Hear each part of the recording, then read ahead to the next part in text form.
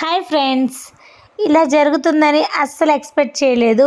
ఏం జరిగిందంటే పాపకి సెర్లాక్ రెడీ చేద్దామనేసి నిన్న డ్రై ఫ్రూట్స్ ఇంకా మఖానా ఓట్స్ అయితే తీసుకురమ్మని చెప్పాను. అందులో మసాలా ఓట్స్ అయితే తీసుకొని వచ్చారు. సో ఇంకా నేను చూసుకోలేదు. తర్వాత ఇంకా తయారు చేద్దాం అనుకున్నప్పుడు మసాలా ఓట్స్ అయితే ఉండింది.